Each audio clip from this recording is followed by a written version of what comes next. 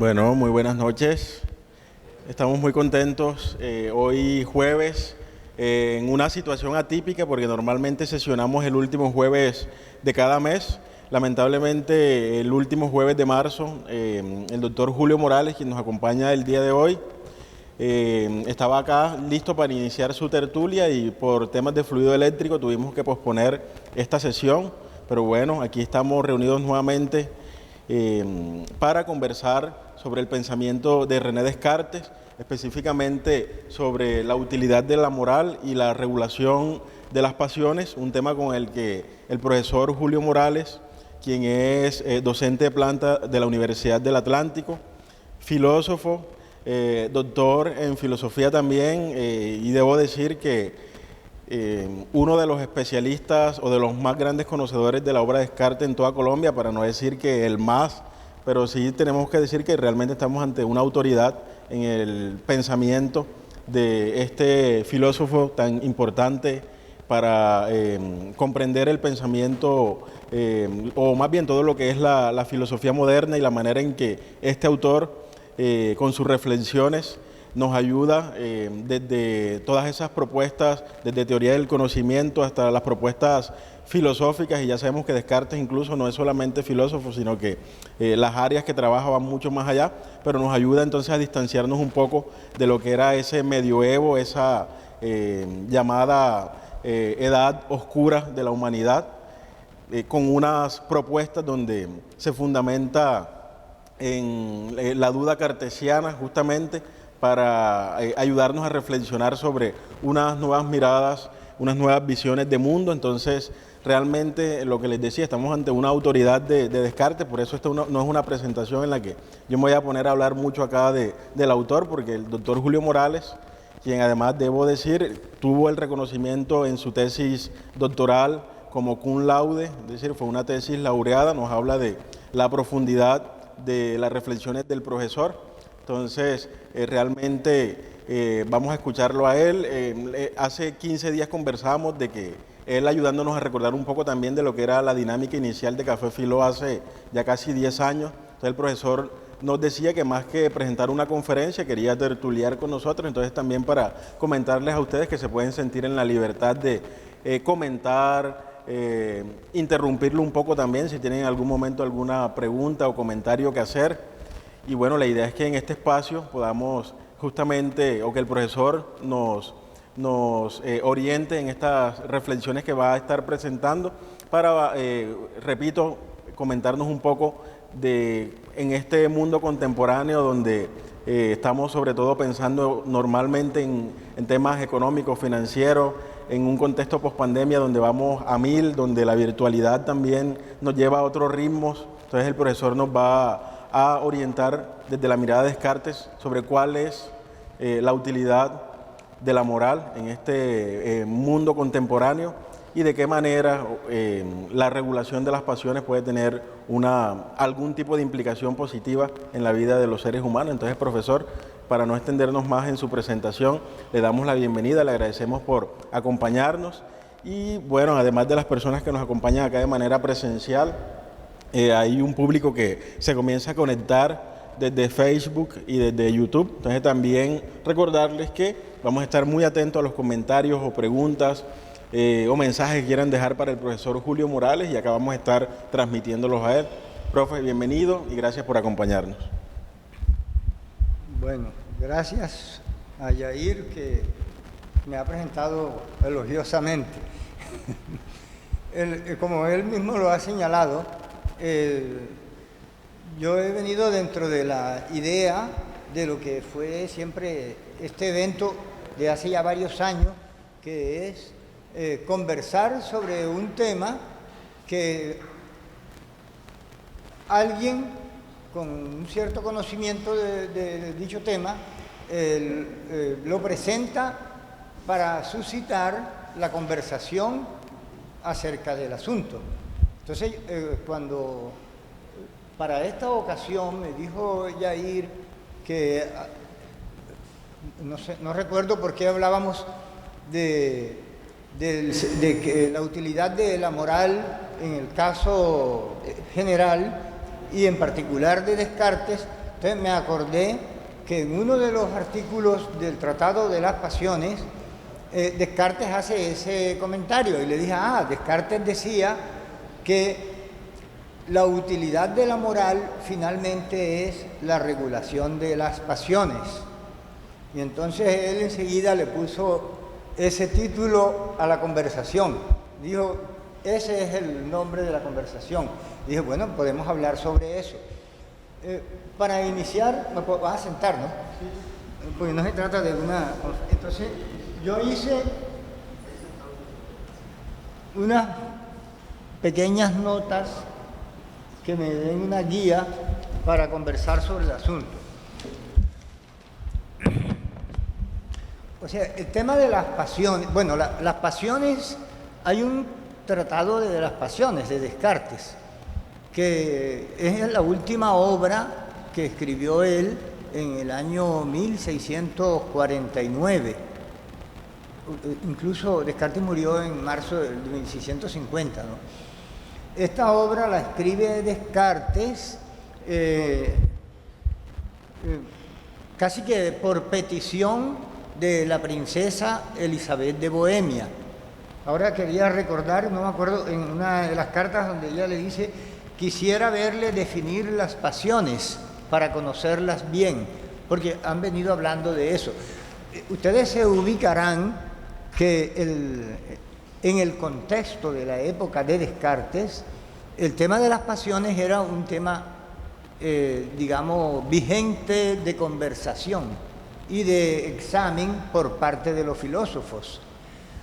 Incluso para ubicarnos bien en por qué Descartes se ocupa a fondo de este asunto, conviene recordar ese contexto. Descartes no es el primero que habla de las pasiones. Siempre en la filosofía se ha hablado de las pasiones. Ustedes recordarán que Aristóteles, en el segundo libro de la retórica, él hace toda una definición de las pasiones. Y dice en qué consisten, explica cada una de las pasiones, en fin. Solo que, fíjense que el libro en que lo dice Aristóteles es la retórica. Él está hablando allí de cómo en la retórica, siendo el propósito ante todo persuadir, y esa es toda una disputa que hay en la época, ¿no? De Platón respecto de Isócrates y los sofistas, que sostienen que llegan a igualar la filosofía a la retórica. Entonces Platón establece como una diferencia crucial. Dice, no, es que la filosofía es la búsqueda de la verdad y es amor a la verdad, mientras que la retórica busca es persuadir, no se interesa por la verdad. Tratando o sea, dentro de esa perspectiva, Aristóteles termina elaborando todo ese tratado sobre las pasiones, donde él va... Porque, ¿cuál es la importancia que tienen las pasiones en el ámbito de la retórica? Que el orador echa mano en este caso, de las emociones para poder persuadir a sus oyentes. Y las emociones, precisamente, son propiamente las pasiones, o sea, lo que uno siente. Bueno, no voy a hacer una historia de la temática. Les quiero decir es que Descartes, que vive una época en la que en cierta manera está de moda refutar a Aristóteles, él dice que nunca antes se había tratado de manera clara y definitiva el asunto de las pasiones, y que él lo va a presentar de un modo casi que diríamos, no como retórico, dice él, sino como científico, como físico, y por eso él va a hacer un análisis de ellas desde la perspectiva fisiológica. Entonces él va a explicar, tiene la idea de que va a hablar de las pasiones en una perspectiva absolutamente nueva. Ahora, en el contexto de la época de Descartes, quizá convenga recordar que, por un lado, se planteaba sobre las pasiones, por ejemplo, una corriente de pensamiento que podríamos decir que lideraba a Pierre Charon, ¿sí? Que yo aquí anoté con los neoestoicos, ¿no? Dice, las pasiones en sí mismas. Esto es pretendo condensar aquí la opinión de esta perspectiva. Las pasiones en sí mismas, por ser naturales, no son ni buenas ni malas, pero si no se someten a la razón, son dañinas. El sabio ha de someterlas al máximo y ser impasible. Miren ustedes, esta es una postura radical sobre, o sea, las pasiones, estoy hablando de una especie de perspectiva estoica, que dice, el sabio debe someter a la razón esas emociones, porque ellas en sí mismas no son ni buenas ni malas, porque son cosas que sentimos naturalmente. Ahora, las pasiones, como las va a definir Descartes, casi que se están diciendo por contraste con las acciones. O sea, el alma, por decirlo así, en el alma humana hay acciones, que es lo que uno agencia, y hay pasiones, que es lo que uno padece. O sea, digamos, las actividades del alma, según Descartes, serían acciones y pasiones. O sea, lo que uno ejerce como tal, que es propiamente la acción de la voluntad, y lo que uno experimenta, y pasiones, casi como lo usan los médicos que dicen el paciente, que uno ahí no está actuando, sino sobre uno actúan. Bien, Descartes ha analizado dentro de ese contexto en qué consisten las pasiones. Incluso él da una explicación curiosa, porque él dice que hay en realidad como 6 pasiones primitivas y que de ellas se derivan todas las demás. Ahora, las pasiones, ustedes saben, son la alegría, la tristeza, la nostalgia, los celos, el amor, el odio, o sea, todas esas cosas que uno siente y que van acompañadas de placer o de dolor, que casi que es la característica de las pasiones. O sea, son percepciones, sensaciones, pero que tienen acompañamiento o de placer o de dolor. Entonces, les decía, por otro lado, hay una perspectiva que es más radical contra las pasiones. Sería la del padre Berulle y el movimiento que se conoció como el oratorio. Y finalmente los jansenistas del padre, ¿cómo es? Jansenio, que constituyen una corriente de pensamiento cristiana, que en contraposición de la que les mencionaba, sostendría que las pasiones son la fuente del pecado y de la mancha de la naturaleza humana. O sea, la naturaleza humana tiene cierta mancha, y es que tiene cierta inclinación natural al pecado. Ustedes recuerdan lo del pecado original. Y sin la gracia, esas pasiones pierden al hombre. Fíjense que acá esta otra perspectiva hablaba de que las pasiones no son ni buenas ni malas, pero que son dañinas si no se someten a la razón, dirían los estoicos. Aquí estamos hablando de una perspectiva en la que hay que casi que luchar contra las pasiones en cualquier circunstancia, porque el hombre que no está en gracia de Dios definitivamente está perdido, y las pasiones son en nosotros vigentes, o sea, no son, igualmente son naturales. Ustedes saben cuál es la idea de la gracia, ¿no? La gracia Cuando alguien está en gracia de Dios, hace lo que se debe hacer. Me acordé ahora de la doctrina de Kant, pero lo hace con delectación, o sea, con placer. Hace lo debido con placer.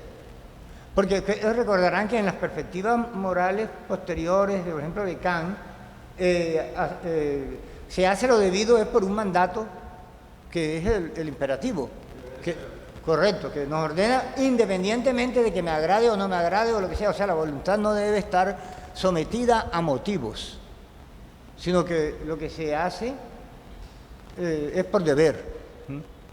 Bien, la gracia tiene que ver con un acompañamiento de la voluntad que actúa haciendo lo debido, pero con placer, con delectación, esa es la palabra que se usa.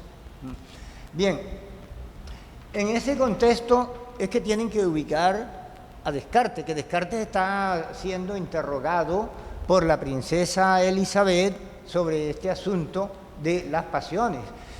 Nosotros vivimos una época, en que estamos casi que naturalmente persuadidos de que somos racionales y vivimos en el reino de la ilustración, de que uno actúa según lo que la razón indica. Pero ustedes saben que eso no es así ni nunca ha sido así. O sea, uno actúa según lo que el placer o el dolor le impone, por decirlo así. O sea, hay una tendencia natural a buscar, como ya los antiguos lo habían mostrado, lo que es placentero y a huir de lo que es sufriente y doloroso. Nosotros somos los que estamos como casi persuadidos de que la razón es la que determina el actuar de las personas, a pesar de que la vida ordinaria muestra que no es así. Acuérdense de aquel dicho de los escolásticos que señalaba, veo y comprendo lo mejor, pero elijo lo peor. O sea, uno, no es por ignorancia que uno hace lo indebido, si eso es un tema muy antiguo, sino que uno, a sabiendas de qué es lo correcto y lo que se debe, actúa porque algo lo empuja. O sea, es lo que llamarían, siempre un vicio se interpone, eso es lo que llaman el vicio, que nos conduce a actuar de una manera que la razón indica que no es la adecuada. O sea, esa idea de que uno actúa según lo que la razón indica, eso es una cosa que hemos aprendido en nuestra época y que nos parece natural, pero eso nunca fue visto natural, más bien lo que les acabo de decir. O sea que veo y entiendo lo mejor, pero hago lo peor. Uno sabe que es dañino andar fumando, pero uno apenas se puede poner a fumar a sabiendas de que eso no se debe, que eso es incorrecto, y así con todo. En ese contexto es que tenemos que ubicarnos para pensar en eso de la utilidad de la moral. La utilidad de la moral finalmente se entendería que consiste, como dice Descartes, en que ejerce una regulación sobre las pasiones. Pero Descartes va a decir, él lo dice en la Dióptrica, aquí lo anoté, que, bueno, por un lado va a decir allí que los sentidos no se limitan a darnos información, como es lo que uno a veces cree. Toda sensación que implique placer o dolor convoca a nuestra voluntad. O sea, toda sensación que implique agrado o desagrado convoca a la voluntad. ¿Sí? Y él por eso dice, el principal efecto de todas las pasiones es incitar al alma a que quiera las cosas para las que preparan su cuerpo. Eso es el artículo 40 del Tratado de las Pasiones. Estoy leyendo el texto del artículo, que dice, el principal efecto de todas las pasiones es incitar al alma a que quiera las cosas para las que preparan su cuerpo. En el artículo 138, él hace ver que las pasiones siempre exageran. Las pasiones exageran para persuadirlo a que haga lo que el cuerpo pide y lo que quiere. Entonces, él dice, le voy a leer el artículo, además del conocimiento de la verdad, también hace falta el hábito para que estemos siempre dispuestos a juzgar bien. Pongan atención a eso del hábito, ¿no? Que es un tema antiquísimo, lo de habituarse. Los que han tenido alguna relación con la ética de Aristóteles se recuerdan que él destaca sobremanera que finalmente los rasgos del carácter que constituyen propiamente los buenos rasgos de carácter que constituyen la virtud son hábitos que se han adquirido. Igual los vicios también son hábitos de malas maneras que también se han adquirido, pero finalmente el hábito es fundamental. Incluso se ha dicho popularmente que se vuelve casi una segunda naturaleza nuestra cuando ya nos hemos habituado a hacer las cosas de cierto modo. En este caso, bueno, Descartes está retomando esa tradición, dice, además del conocimiento de la verdad, también hace falta el hábito para que estemos siempre dispuestos a juzgar bien, ya que no podemos estar atentos siempre a un mismo asunto, de manera que por claras y evidentes que fueran las razones que antes nos han persuadido de alguna verdad, luego falsas apariencias nos pueden disuadir de creerla, a menos que mediante una larga y frecuente meditación la hayamos impreso en nuestro espíritu hasta hacerla un hábito. En este sentido, tiene razón la escolástica al decir que las virtudes son hábitos, pues de hecho casi nunca pecamos por no tener en teoría el conocimiento de lo que debemos hacer, sino tan solo por no tenerlo en práctica, es decir, por no tener un hábito firme de creerlo. Eso lo dice en la carta a Elizabeth del 15 de septiembre de 1645. Bueno, por otra parte, también tomé una cita en la carta de esa misma carta a Elizabeth, que dice, a menudo la indisposición del cuerpo impide la libre acción de la voluntad. Esto es interesante mencionarlo porque se ha dicho a menudo que en Descartes hay una especie de esfera de lo del alma y una esfera de lo del cuerpo. Y incluso el que popularizó esas cosas es el médico que escribió el libro Damasio, el error de Descartes, que él tendría un contraejemplo. Bueno, él trata de hacer ver que Descartes comete el error de creer que las cosas del alma no están conectadas a las del cuerpo. Pero eso lo dice curiosamente es porque desconoce la obra de Descartes, porque Descartes no ha hecho sino hablar siempre de ese tipo de interconexión y de que el alma está tan unida al cuerpo que es casi imposible pensar cuando él se ejercita en las meditaciones, diciendo que voy a tratar de estar como sin sentir nada para ver si en la reflexión y en la meditación consigo, él está haciendo justamente dando cuenta de que eso es propiamente imposible en sentido estricto, porque uno no puede prescindir del cuerpo. Pero eso es un tema antiquísimo, también está en Platón, de que si acaso el alma puede, tanto que hay hasta una burla en el Fedón, cuando se dice que dice, oye, como los filósofos no son sino aquellos que practican separar el alma del cuerpo, ese día que van a matar a Sócrates, le dije, deben estar pensando que todos los filósofos deberían, como que dice, suicidarse, y cuanto antes liberar el alma del cuerpo, y dice que es cuando empieza la indagación esa de que, oye, ¿qué tal que al liberar el alma del cuerpo, el alma también sucumba con el cuerpo? ¿Sí? Y empieza, en fin, ese asunto Descartes lo plantea con suma claridad y, bueno,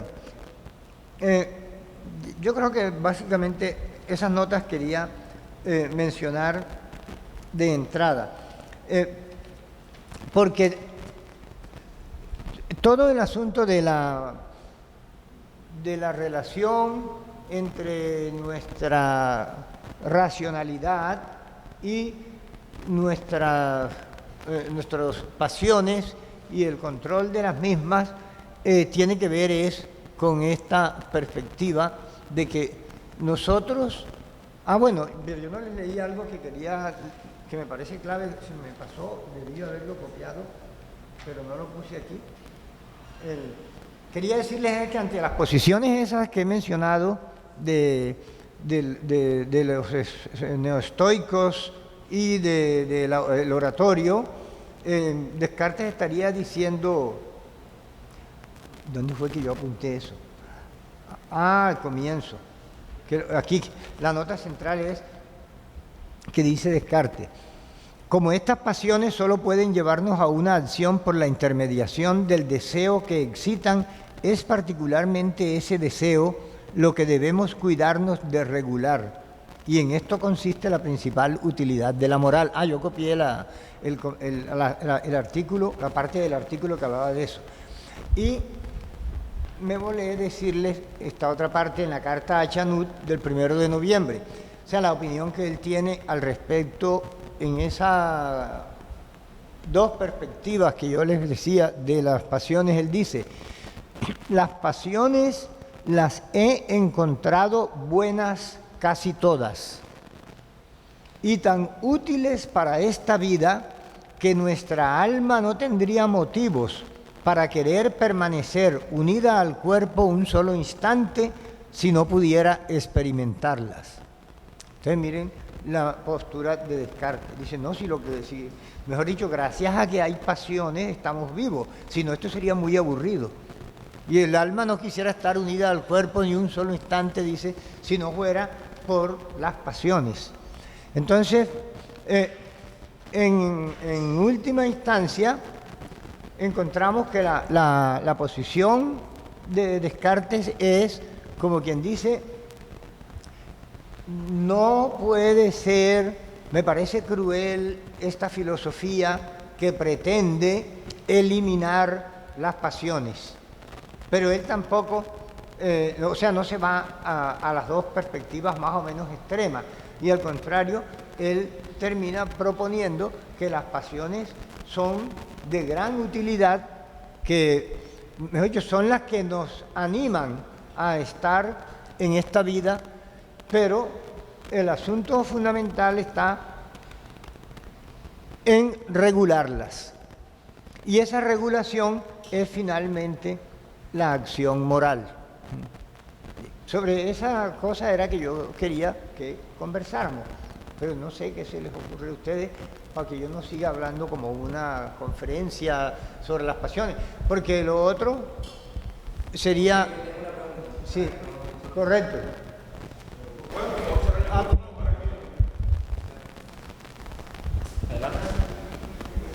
Alguien no se volvió la pregunta.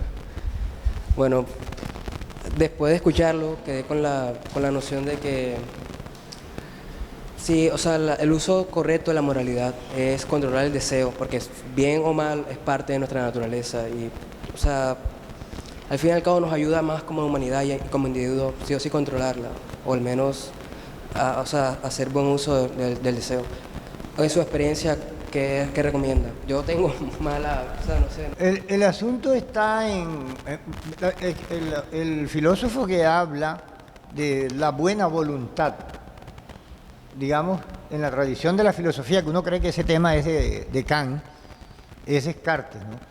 Lástima, yo traje aquí el Tratado de las Pasiones, donde él se refiere a una voluntad que se determina por lo que la razón le indica ser lo mejor. Con cuidado. Lo que la voluntad indica ser lo mejor, lo que la razón indica ser lo mejor, es lo que debe asumir la voluntad. La voluntad que hace eso es la buena voluntad, es la voluntad buena. O sea, ahora que tú dices, en asuntos prácticos de la vida ordinaria. Si quieres le pongo un ejemplo. Ajá. A ver, si las circunstancias que usted en su vida cotidiana, no sé, los costos laborales o lo que sea, ya sea de cuestión monetaria o de salud, Ajá. se le presenta una gran oportunidad de hacer algo malo, no importa que sea inteligente, que sea lo que quiero preguntar, usted lo prometería para poder... Por eso, si la razón indica que eso es lo mejor, entonces eso diría Descartes que eso es lo virtuoso. Yo pienso que no todo el mundo puede, o sea, no todo el mundo tiene la velocidad de decir, o sea, la velocidad mental de decir, esto es malo, pero que la razón no es. El deseo, Mire, por lo primero, es lo primero que sea. ustedes, yo no me he referido a los textos de moral de Descartes, ¿no? Es famoso la tercera parte del discurso del método, donde él da unas máximas de moral, porque como acaba de enunciar los preceptos del método, y el primer precepto del método es nunca, mientras quepa alguna duda, ni afirmar, no tomar nada por verdadero si le cabe la menor duda. Entonces, como él se da cuenta que en la vida teórica eso se puede hacer, porque yo no doy el asentimiento, no afirmo una proposición, por decirlo así, hasta tanto no haya constatado que no cabe ninguna opción de que sea falsa. Pero como en la vida ordinaria eso no es posible, entonces él sabe que es necesario acogerse, resolverse. O sea, ese precepto del método me coloca ante la irresolución absoluta. O sea, no me puedo resolver porque nunca nos deshacemos de todas las dudas posibles. Entonces él se da la máxima de no vivir irresoluto. Porque en la vida práctica yo no puedo someter todo a la duda. El ejemplo que a veces cuando hacemos la clase yo les mencionaba era que si yo someto a duda, si yo soy consecuente con ese principio de no asumir nada por cierto mientras no esté seguro absolutamente, casi que yo no podría ni desayunar, porque cuando voy a ingerir el alimento yo debería haber constatado previamente que en efecto eso es nutritivo, es bueno, que no es dañino, etc. Y si me pongo en eso me tocará llevar al laboratorio las cosas, examinarlas, mirar todo. Cuando venga a ver, yo no termino de hacer el examen porque el ayuno mismo me quita la lucidez mental. Entonces se hace tal el precepto que es imposible de llevarlo a cabo. O sea, entonces que él se da unos preceptos prácticos que vienen siendo lo que constituyen la moral que está expresada en el discurso, que dice el primero es guiarme según las costumbres de donde voy a vivir y especialmente por lo que hacen los que allí se consideran los más sensatos. O sea, sobre todo tengan en cuenta que al hacer eso, él está reconociendo que él no es sabio, porque él se va a dedicar a la búsqueda de la verdad y a la sabiduría. Entre tanto que no lo es, se acoge a lo que le parece más cómodo. Y de la misma manera, después, el segundo precepto que él se da es no estar irresoluto, porque en la vida normal no se da tiempo para un examen tan detenido, sino que uno, como quien dice, todo en la vida tiene cierta urgencia y las cosas se ofrecen y hay que resolverse. Por eso es que es importante estar muy entrenado en juzgar correctamente, cosa que se adquiere en la ciencia, en el ejercicio matemático, etc. Porque en la vida ordinaria las cosas son dentro de cierta oportunidad. Pasada la oportunidad, ya la decisión no tiene ningún interés. Entonces yo tengo que resolverme con prontitud. Eso de resolverme con prontitud implica que yo me guío, o sea que yo me determino sin tener certeza plena de la corrección de lo que voy a tomar. Entonces, esas normas de moral que él se da, finalmente lo que terminan es mostrando que nuestra condición es curiosa, o sea, nuestra condición constitutiva, porque nosotros no somos sabios, necesitamos serlo para no cometer error, pero en el tiempo en que nosotros nos estamos volviendo sabios, también nos estamos consumiendo el tiempo de la vida. Entonces, de alguna manera, como que dice, se nos va la vida tratando de prepararnos para vivirla. Y estamos en una circunstancia trágica. O sea, nos toca actuar porque mientras nos preparamos para vivir, ya estamos viviendo. Entonces, esa circunstancia nuestra nos obliga a actuar, como se dice, con ese tipo de preceptos morales que él ha propuesto. Si ustedes se ponen a examinar esto, encuentran que efectivamente lo mejor que tenemos para discernir y establecer lo verdadero, lo falso, lo bueno, lo malo, es la razón. Pero mientras cultivamos la razón, nosotros tenemos que actuar. Y entonces tenemos que actuar con tenemos que actuar y como de por medio está la vida ordinaria, que es la que se guía como por cierta naturaleza, por cierto instinto de conservación. Nosotros nos vemos obligados, nos vemos convocados a actuar según lo que el cuerpo pide. Y eso que pide el cuerpo es lo que las pasiones nos están siempre ofreciendo y a lo que nos están convocando. De manera que se vuelve a lo mismo del comienzo. O sea, se trata de regular desde la razón las pasiones, y eso es finalmente lo que será la moral misma. O sea, esa regulación. Sí. Se le va a hacer un par de preguntas. Primero, quería consultarle si en Descartes debemos hablar de moral o de morales, teniendo en cuenta que en el autor ya sabemos que inicialmente se habla de una moral provisional para llegar a una moral definitiva.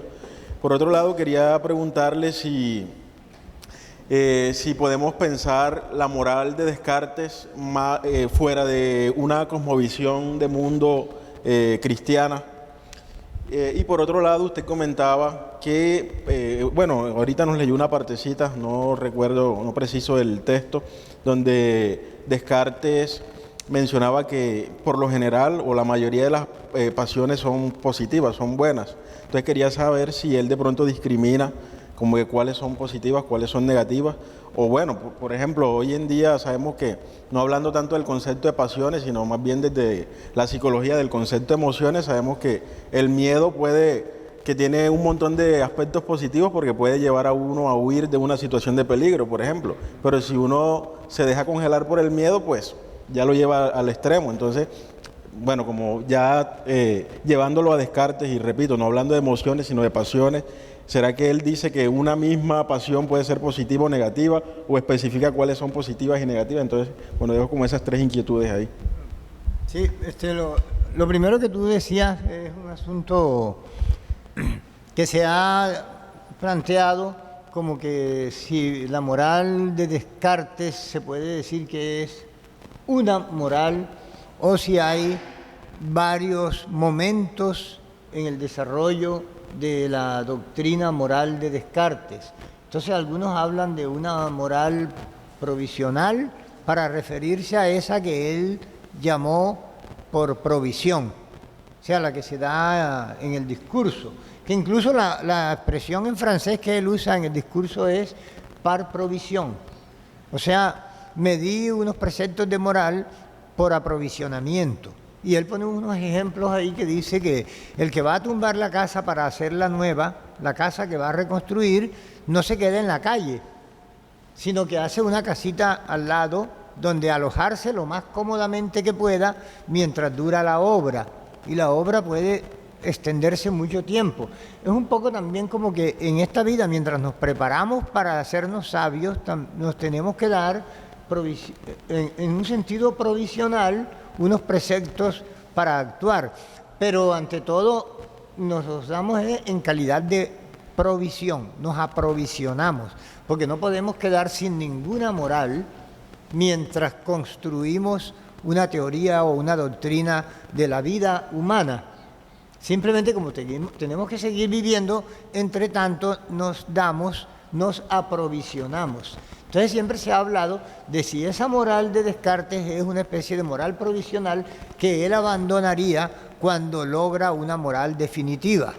Entonces se dice que tal vez lo que él expresa al final del Tratado de las Pasiones, en la parte que se conoce como la moral de la generosidad, que de eso no he mencionado, sería la moral definitiva, o hasta donde no son sino desarrollos de la misma perspectiva moral, ¿sí?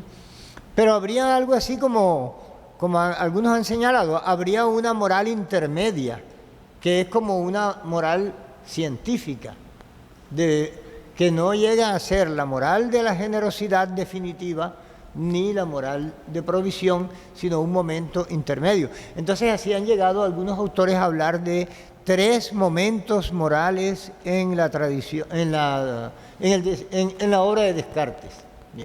Bien, ese es un asunto que de pronto no es el tema que habíamos escogido para discutir, de manera que más bien tiene que ver con el asunto que estamos hablando, lo que preguntaste en segunda instancia, de si las pasiones son buenas algunas y malas otras. Entonces, Descartes también ha dicho que hay unas que son tristes y otras que son alegres. Por ejemplo, el amor es alegre, los celos es una pasión, es triste, es una pasión triste. El odio es una pasión triste, la envidia es una pasión triste. Pero entonces yo tendría que referirme un poco al esquema que él ha elaborado de las pasiones, porque él va a decir, voy a tratar de hacerlo con brevedad, que él va a decir, mire, cuando nosotros nos encontramos frente a algo absolutamente nuevo, eso nos genera admiración. Y en cierto modo, no deberíamos llamarla una pasión, pero la admiración es propia, es un sentimiento de nuestra alma. Nosotros admiramos lo nuevo, pero inmediatamente, según que nos parezca útil o que nos parezca perjudicial, lo estamos valorando. Y se genera algo así como el amor y el odio.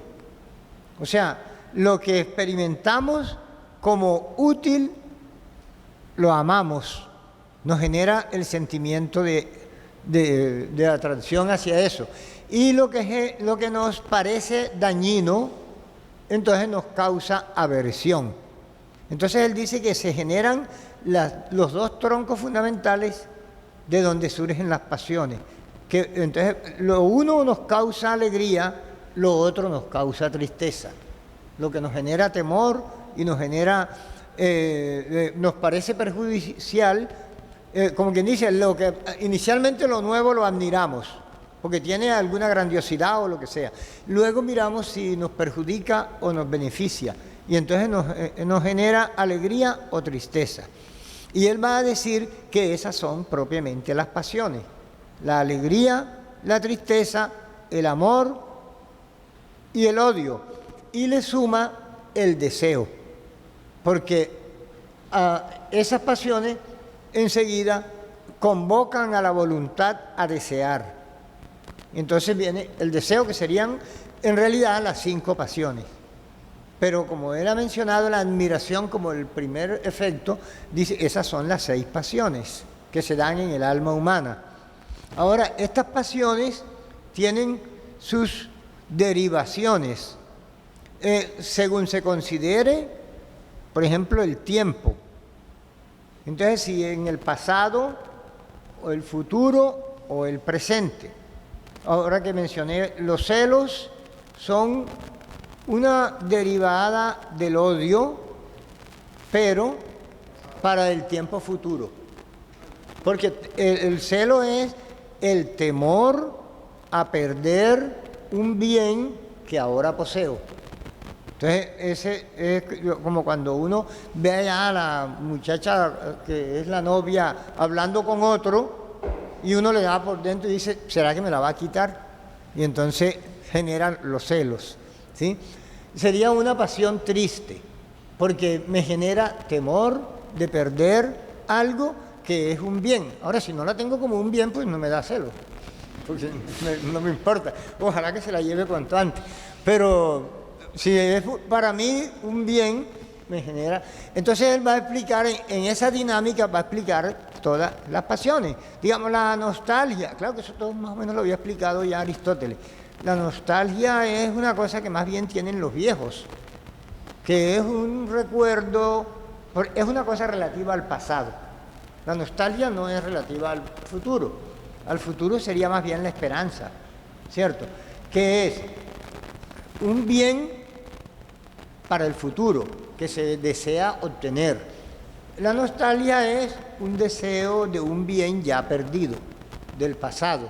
Digamos que es lo que experimenta más bien, pues claro, los viejos porque tienen más, han vivido más. Entonces los placeres vividos les generan nostalgia. Entonces uno se pasa oyendo tangos, oyendo cosas, en fin, eso es la nostalgia. Mientras que en fin, todo eso ya lo había explicado más o menos Aristóteles, sino que él aquí lo va a explicar en una perspectiva distinta. Pero todas las demás pasiones se derivarían de este tipo, de este tronco fundamental de las 6 pasiones. Pues yo traje el Tratado de las Pasiones, pero no creo que sea el caso ponernos a leer nada de eso. No sé, yo había traído un texto, o sea, de un escrito que yo tengo, un pequeño texto aquí, que de pronto pensé que puede ser útil, que yo digo que en el Tratado de las Pasiones del Alma y en varias cartas a la princesa Elizabeth de Bohemia, Descartes hace una descripción de índole fisiológica de las pasiones, suponiendo para el cuerpo una estructura y función mecanicista, el cual puede incidir en el alma y a su vez recibir la influencia de ésta. Acuérdense de todo el discurso que él hace sobre eso que hablaban en aquella época de los espíritus animales, que eran como unas partículas corporales, pero como evanescentes, que estaban en el flujo sanguíneo y que llegaban, según él, aquí lo explico, llegaban a ser tan sutiles como materia sutil que podían incidir en el alma inmaterial. Y a su vez el alma podía mover esos espíritus por su voluntad, por su acción, y finalmente entrar en el torrente sanguíneo y mover al cuerpo. Entonces él trataba de explicar de una manera curiosa ese tipo de interacción del alma con el cuerpo. Tanto que la princesa Elizabeth le dice que no está muy claro eso, de cómo es que una cosa inmaterial se comunica con una material, y él termina diciéndole, no, pues es que usted es muy inteligente. Dijo, yo he hablado muy bien que lo que es simple y absolutamente simple como es lo que se puede ver con claridad y distinción. Lo que es ya abigarrado y compuesto no admite esa claridad y distinción. Y aquí, como se trata es de un compuesto del alma y el cuerpo, la unión esa no la puede ver bien una persona tan inteligente y filósofa como usted. Mientras que el pueblo normalmente eso lo entiende así, pero no entiende lo relativo a la pura alma o lo relativo a la física que se refiere al cuerpo. Lo de la unión es un asunto más bien burdo y confuso, pero bueno, en fin. Él trata de explicar eso, entonces él termina encontrando en la pequeña glándula esa que se llama epífisis, que es la pineal, en el centro del encéfalo, esa glandulita Él dice que es como la sede propiamente del alma, donde se comunica con el cuerpo. Las razones que él tiene, yo hago un comentario ahí, digo que en sus observaciones y a juzgar por la ilustración que hace en el Tratado del Hombre sobre la epífisis, seguramente se percató de la relación que guarda esta glándula con la luz a través del nervio óptico, con la particularidad de generar secreciones internas a partir de los estímulos nerviosos recibidos del nervio óptico, lo cual es una irregularidad desde el punto de vista de lo que llaman glándulas endocrinas, porque las glándulas endocrinas no guardan relación con el exterior, digamos, las glándulas que llaman endocrinas los médicos. En el caso de la epífisis sería una glándula curiosa que tiene relación con el exterior y no obstante opera como una glándula. Entonces él dice, eso es evidente, yo digo, en los animales anfibios, y que esa glándula permite, por ejemplo, al cocodrilo ver algo con los ojos cerrados, porque como que se le alcanza a reflejar y adquiere los estímulos sin que le penetren por el ojo. Él seguramente había observado todas esas cosas y sabe que esa glándula es la que conecta al alma con el exterior. O sea que toda la actividad psíquica, por decirlo así, de algún modo tiene un fundamento fisiológico en ella. Entonces él dice, ninguna otra glándula, bueno, eso lo digo yo aquí, ninguna glándula endocrina, como lo indica la denominación misma, mantiene relación con el exterior, por eso se han expresado reservas para incluirla entre las que constituyen ese sistema endocrino. Bueno, pero ese asunto no, yo tampoco soy experto en eso, pero le hago... ¿Cómo se cataloga esta glándula endocrina? Sí, no serían del sistema endocrino, porque las glándulas endocrinas son las que no tienen relación con el exterior, digamos, ¿cómo es? La pituitaria, todas esas glándulas que tienen, que son la parte esa propiamente, no sé si se llama vegetativa del cuerpo, ¿no? Que opera el cuerpo independientemente del exterior, pero esta particularmente tiene esa relación. O sea que quiero decir es que no es gratuito que Descartes haya pensado que ese sea el punto de comunicación del alma con el cuerpo, porque él era muy observador. Descartes se la pasaba metido con los matarifes, con los herreros que funden las cosas, tanto que en cierto modo el discurso del método es quizá la primera obra filosófica que se escribe en lengua vulgar, y es en parte para que lo lean esa gente que no es erudita, que no lee el latín, y que él necesita que esa gente vea lo que él está pensando, que son personas con las que él tiene trato, que no son los doctores, sino que están en otra actividad. Esto todo es bueno comentarlo a propósito, porque hay unas creencias equívocas que Descartes no tenía interés por las experiencias, él se la pasaba experimentando y diseccionando animales, en fin, sí, le importaba mucho eso, sino que se generan versiones posteriores que hacen pensar que Descartes es el padre del racionalismo y pensaba en que la razón, bueno, en fin. Digo, bueno, yo porque anoté esto aquí que digo, por la carta que el impresor de las pasiones, hay una carta que es muy larga y muy interesante de leer, la que el impresor del libro de las pasiones le escribe a él, casi que regañándolo porque lo está tomando del pelo y no le manda el libro que le ofreció hace mucho tiempo.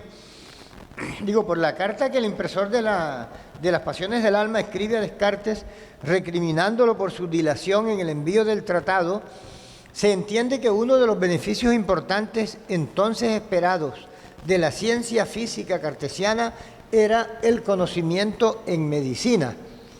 Ciertamente, la explicación de Descartes del funcionamiento del cuerpo es física.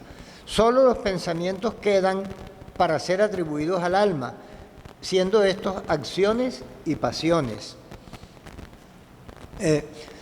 Dice Descartes que solo somos dueños de nuestros pensamientos, mientras que el cuerpo realiza por sí solo sus funciones. En general, no podemos mandar en nada distinto del alma, ya que la sustancia extensa y sus manifestaciones van por su cuenta y nos son, en cierto modo, ajenas. Sin embargo, las pasiones, en su calidad de pensamientos que el alma tiene por su vecindad con el cuerpo, pueden ser regulados por nosotros, y de esta manera el alma también alcanza al cuerpo. O sea, porque las pasiones son pensamientos, como él lo dice, pero que se dan porque son, o sea, como les dije en lo que leí por allá hace un rato,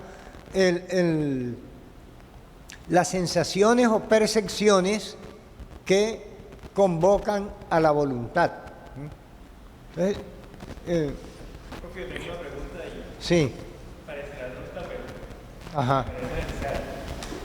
¿Qué papel juega entonces el otro en esta regulación de las pasiones de Descartes? Porque él las está regulando para sí mismo. Pero entonces el otro, más allá de generar algunas pasiones o despertarlas, por ejemplo, no sé, una muchacha, un hombre, el amor o el odio, o sea, la afección más allá de solamente generarla, ¿cómo puede, en sentido contrario, afectar de la persona misma que tiene las pasiones a la que las ha, por decir así, despertado? Porque se está hablando de la regulación, reitero, porque es como para el beneficio propio de la persona que las está regulando. Pero, más allá de esto, ¿cuál es el papel de la otra persona? No te entiendo, espérate. Pero me lo vuelves a señalar. Esto que le estaba leyendo aquí, que digo que dada esa vecindad, estas pasiones pueden ser reguladas por nosotros y de esta manera, le decía, el alma también alcanza al cuerpo. Precisamente la acción moral se refiere a esta regulación, ¿sí? Que esa sería propiamente la acción moral.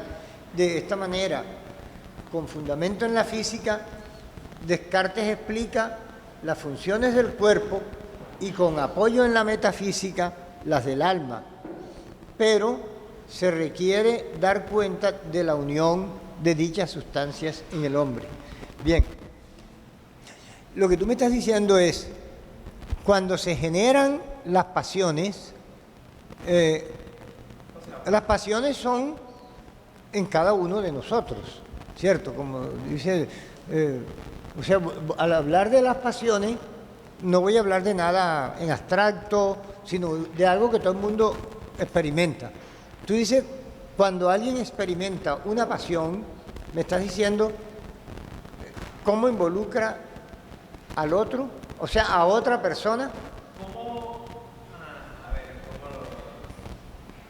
Bueno, tocaré un tema de que no sé qué tan correcto sea, pero digamos, a Descartes se le acusa mucho del solicismo, ¿cierto?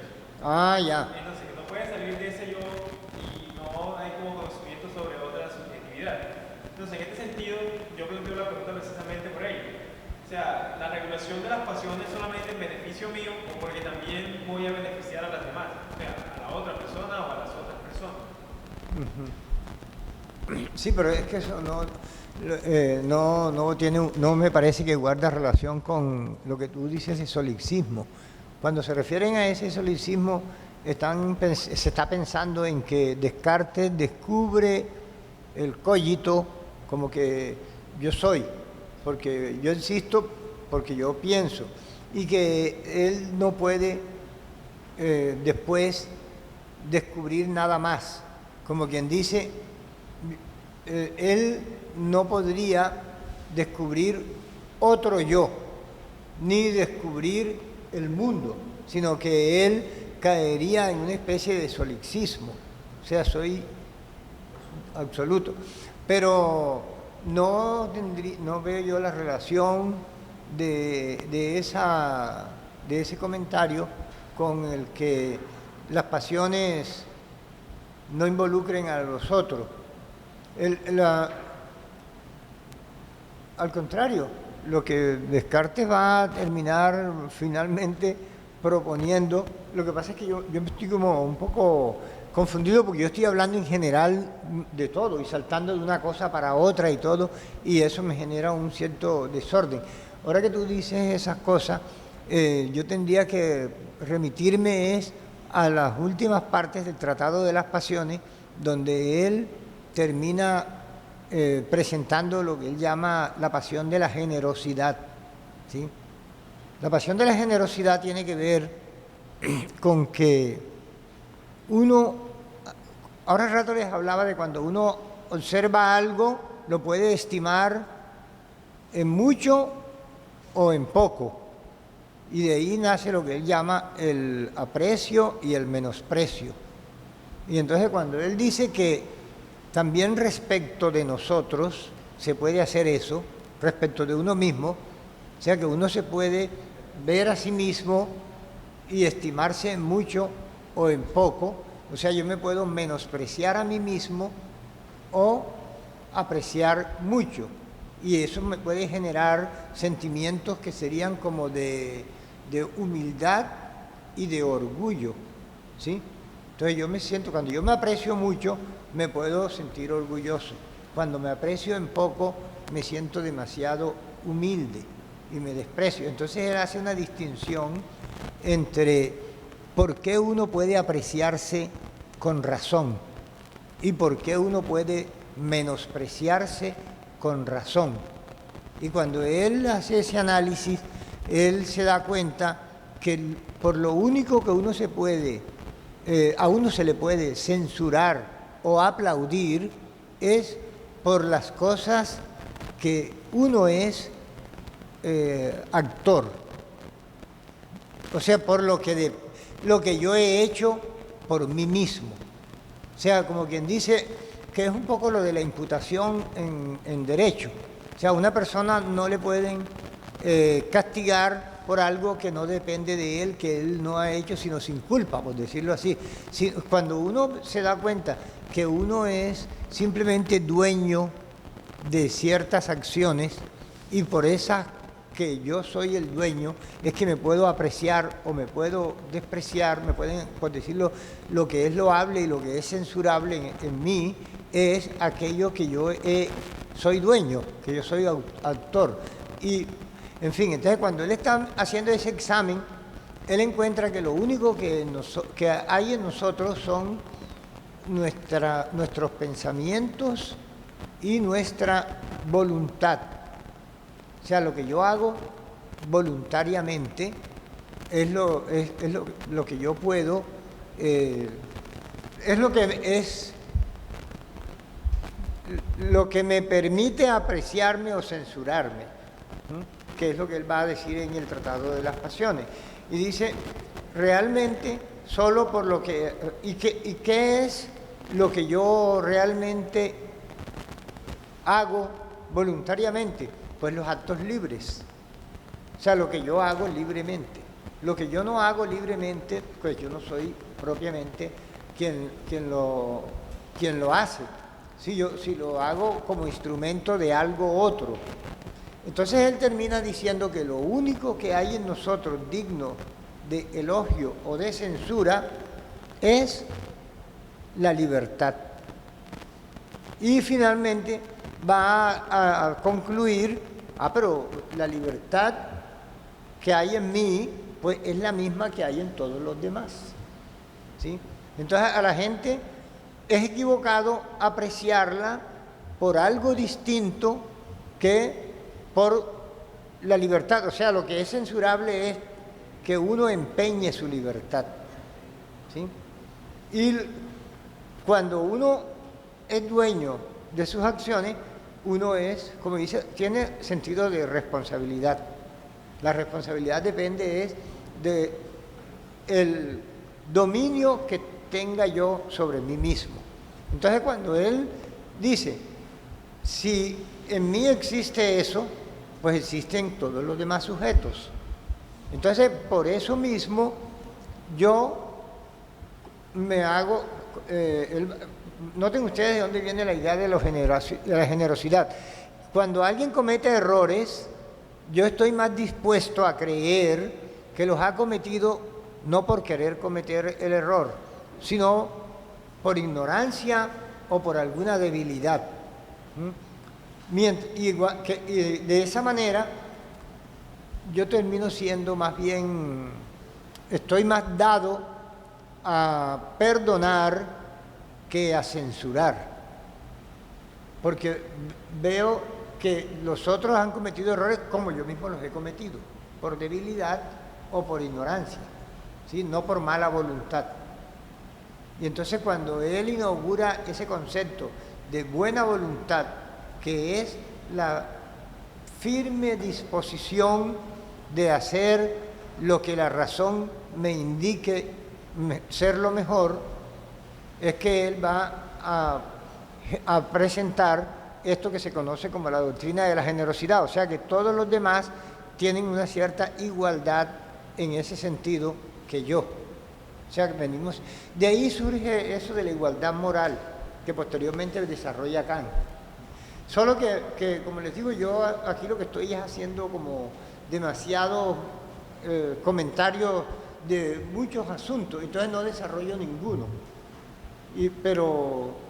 Yo tengo una pregunta, sí. profesor, permítame para que los compañeros escuchen.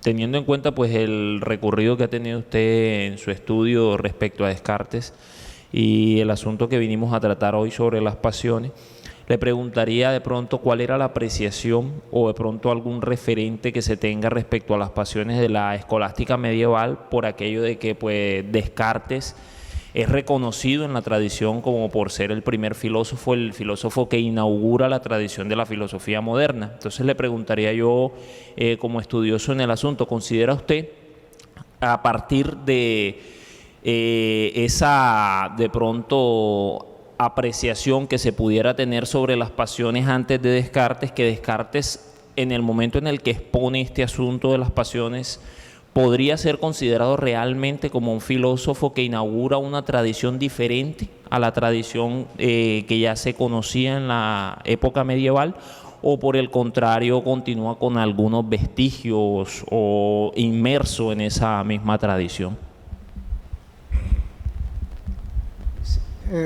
Bueno, siempre se ha opinado que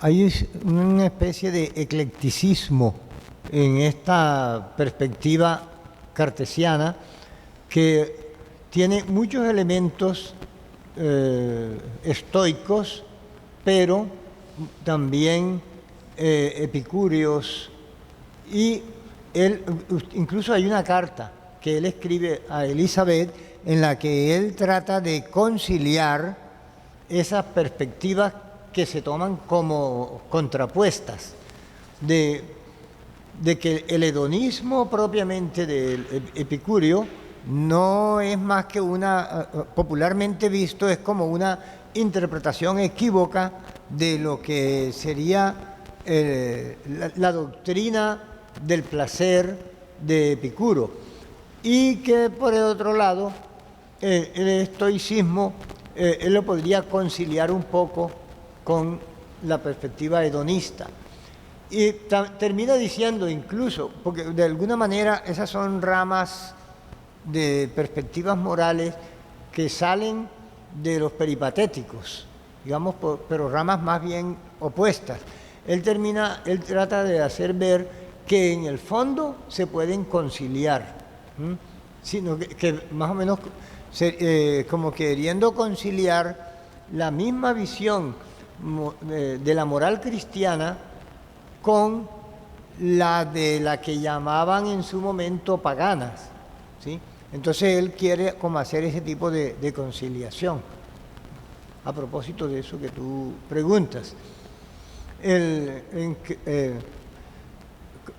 ¿cómo podría decir?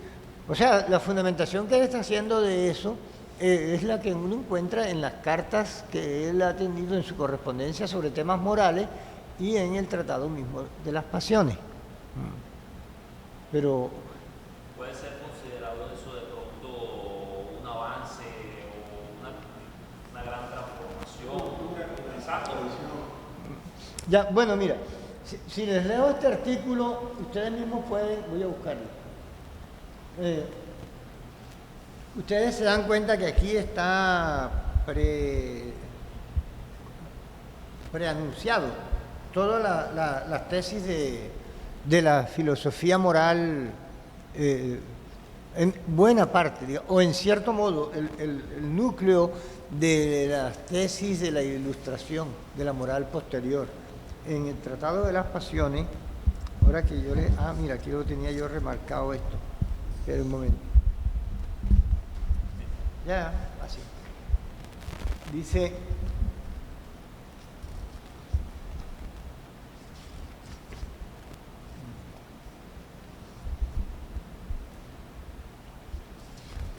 Les voy a leer esta partecita.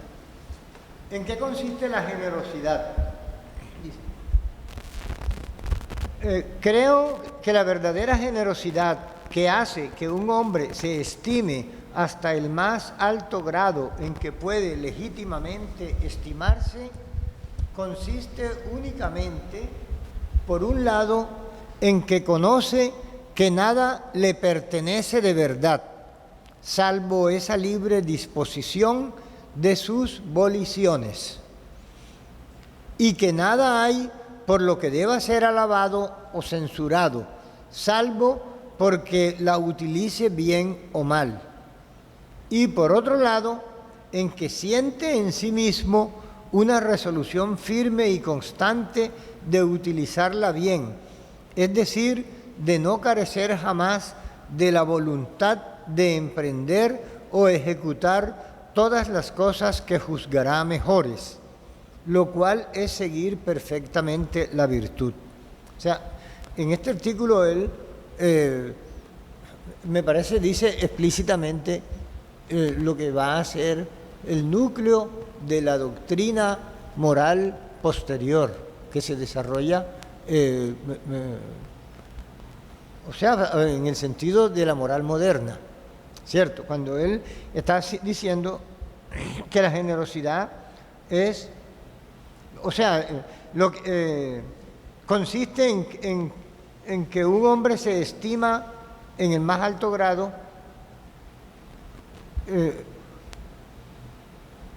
porque conoce que nada le pertenece de verdad salvo esa libre disposición de su voluntad. O sea, como dice, no somos dueños de nada más en esta vida que de nuestra libertad.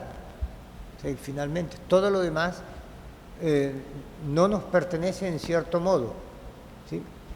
O sea, hay muchas contingencias y entonces, mire, él dice, los que tienen este conocimiento y este sentimiento de sí mismos se persuaden fácilmente de que los otros hombres también pueden tenerlos de ellos mismos, que va a lo que me preguntaba Mateo, de los otros.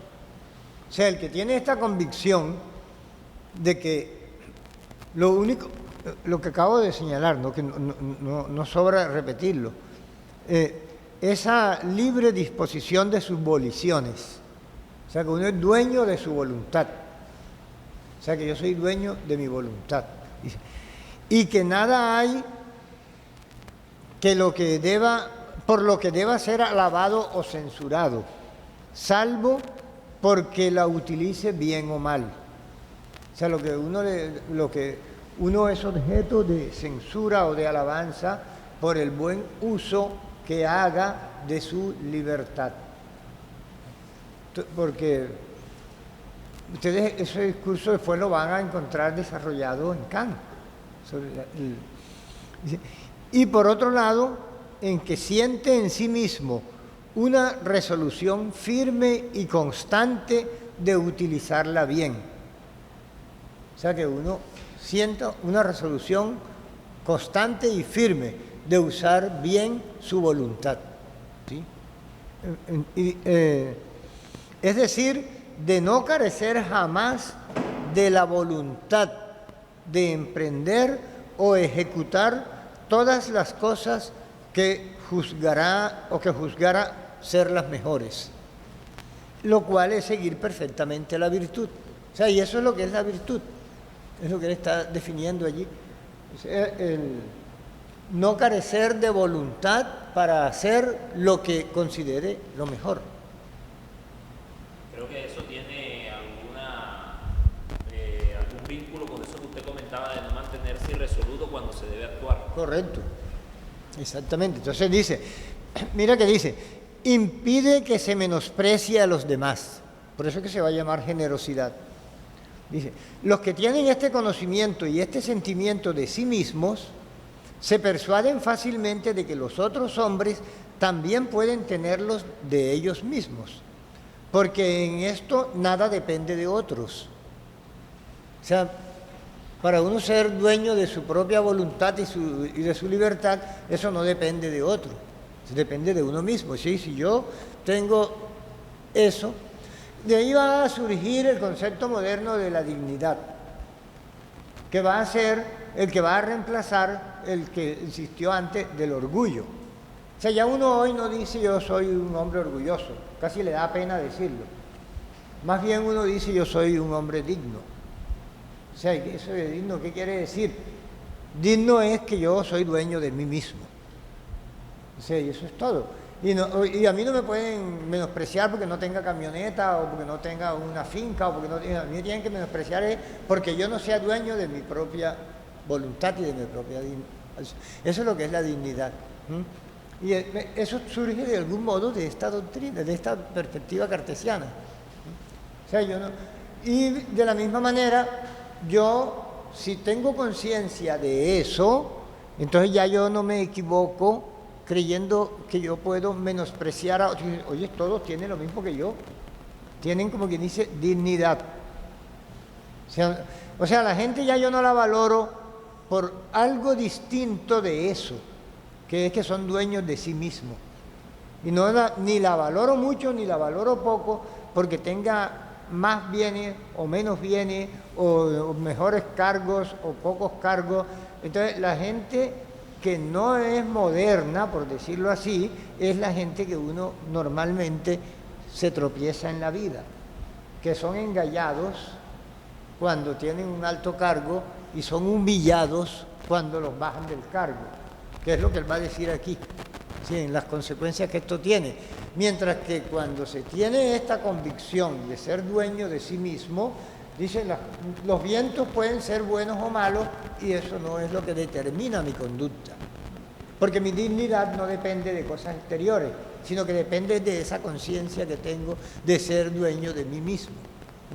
Entonces, mire que aquí dice él, los que tienen este conocimiento y este sentimiento de sí mismos se persuaden de que los demás lo tienen. Por eso nunca menosprecian a nadie. Y aunque vean con frecuencia que los demás cometen fallos que hacen aparecer su debilidad, sin embargo tienen más tendencia a excusarlos que a censurarlos y a creer que es más por falta de conocimiento que por falta de buena voluntad. Y usa la expresión así, que por falta de buena voluntad. ¿Se acuerdan cuando escribe Kant que dice que es lo único que tiene valor en sí mismo? Porque nada tiene valor en sí mismo. O sea, los bienes son bienes relativos a la utilidad, relativos a algo. Lo único que tiene valor en sí mismo y que brilla como una joya por sí misma, dice Kant, es la buena voluntad. O sea, ¿qué es la buena voluntad? Una voluntad que no es buena por lo que haga, ni por lo que desee, que es el tema ese metafísico que está ahí expresado en la fundamentación de la metafísica de las costumbres de Kant. Dice, la buena voluntad. Y él aquí ha usado la expresión. Dice, que saben, dice, están dispuestos hasta a perdonar un poco a la gente que comete errores porque piensan que no lo hacen por falta de conocimiento, por falta de buena voluntad, dice. Y del mismo modo que no se creen muy inferiores a quienes tienen más bienes, honores o incluso más ingenio, más conocimientos, más belleza o en general a quienes les sobrepasan en alguna otra perfección, tampoco creen estar muy por encima de aquellos a los que sobrepasan, porque les parecen muy poco dignas de estima comparadas con la buena voluntad, por la que únicamente se estiman y que suponen existir también, o al menos poder existir, en cada uno de los demás hombres. O sea que él finalmente va a reducir, lo único que tiene valor es la libertad, que consiste en la firme disposición de hacer buen uso de mi voluntad. Y es lo único que tiene valor en la vida humana. Todo lo demás son bienes externos, por decirlo así. Y es una locura. Él ahora continúa el mismo discurso. Y ahora dice, ¿en qué consiste la humildad virtuosa? Porque fíjese que eso dice que el hombre generoso es humilde, pero es una humildad virtuosa, que él va a distinguir de una humildad que él llama una bajeza o humildad viciosa.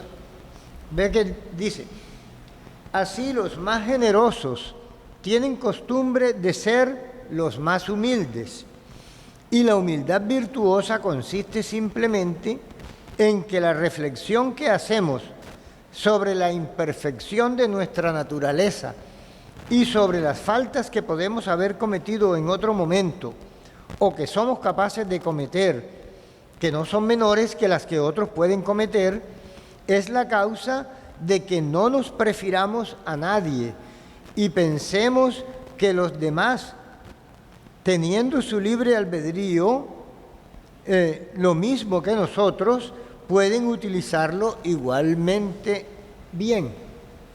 Entonces, eso dice, esa es la humildad, que no nos creemos más que nadie, porque igual que yo me creo libre, con mi propio libre arbitrio, los demás también lo poseen. Y entonces dice, ahora hay un artículo, bueno, yo lo voy a leer, que dice, las propiedades de la generosidad y cómo sirve de remedio contra todos los desarreglos de las pasiones. Los que son así generosos se ven llevados naturalmente a hacer grandes cosas y sin embargo a no emprender nada de lo que no se sienten capaces. Y como nada estiman más que el hacer el bien a los otros hombres y menospreciar su propio interés por este motivo, siempre son perfectamente corteses, afables y serviciales con los demás. Por eso son enteramente dueños de sus pasiones, en especial de los deseos, de los celos y la envidia, porque no creen que haya nada cuya adquisición no dependa de ellos que valga lo bastante como para que merezca desearse mucho. Y también del odio hacia los hombres, porque los estiman a todos, y del miedo, porque la confianza que tienen en su virtud les da seguridad, y en fin, de la ira, porque como estiman muy poco todas las cosas que dependen de otro, nunca conceden a sus enemigos la ocasión de reconocer que están ofendidos.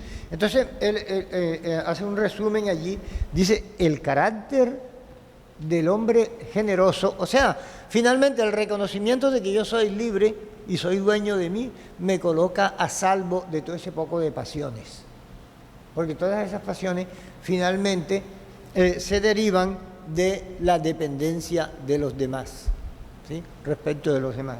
Entonces, ve que él ahora dice, curiosamente dice, del orgullo. Todos los que se forman una buena opinión de sí mismos por alguna otra causa, o sea, que no sea por ser dueños de sí mismos, cualquiera que sea, no tienen una verdadera generosidad, sino solamente un orgullo, que es siempre muy vicioso, aunque lo sea tanto más cuanto más injusta es la causa por la que uno se estima. Y la más injusta de todas es cuando alguien está orgulloso sin ningún motivo, es decir, sin pensar que tenga algún mérito por el cual se le deba apreciar, sino solamente porque no se tiene en cuenta el mérito, e imaginándose que la gloria no es más que una usurpación, cree que los que más se atribuyen más tienen.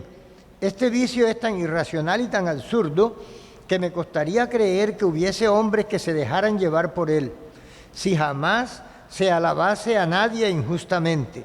Pero la adulación es tan común por doquier que no hay hombre tan defectuoso que no se vea estimado a menudo por cosas que no merecen ninguna alabanza, o incluso que merecen la censura, lo cual da ocasión a los más ignorantes y a los más estúpidos para caer en esta especie de orgullo.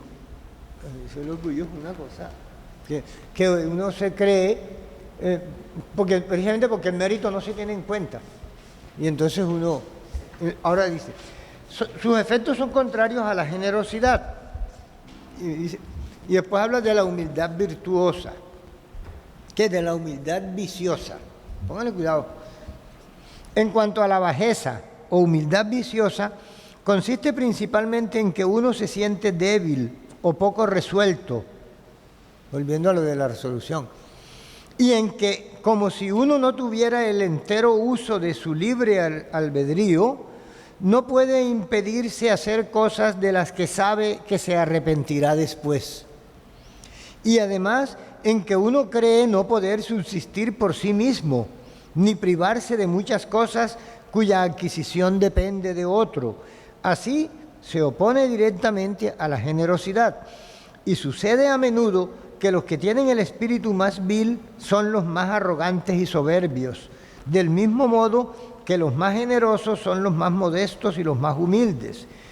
Pero mientras los que tienen el espíritu fuerte y generoso no tienen cambios de humor por las prosperidades o adversidades que les acontecen, a los que lo tienen débil y abyecto solo les conduce la fortuna, y la prosperidad les hincha tanto como la adversidad les vuelve humildes. Incluso se ve a menudo que se rebajan vergonzosamente ante aquellos de los que esperan algún provecho o temen algún mal, y al mismo tiempo se elevan insolentemente por encima de aquellos de los que no esperan ni temen nada. Esto es todo una descripción que hace del temperamento.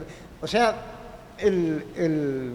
bueno, eso es básicamente lo que me pareció de interés leer, porque él todo lo va a afincar finalmente en el sentimiento de libertad. O sea, el que no falta a su libertad, a su libre arbitrio, y que finalmente consiste, como él dice, en la firme disposición de hacer lo que me parezca lo mejor. Entonces, eso es como quien dice lo único por lo cual a uno lo pueden elogiar o lo pueden censurar. Todo lo demás es necedad, diría él.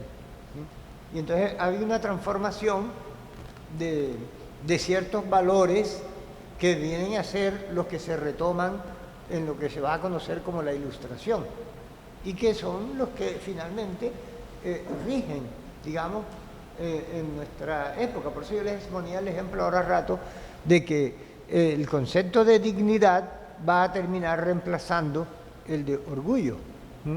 Y así los hombres se consideran iguales y se consideran... y eso es hasta interesante que uno lo pensara más, ¿no? Porque se consideran iguales moralmente.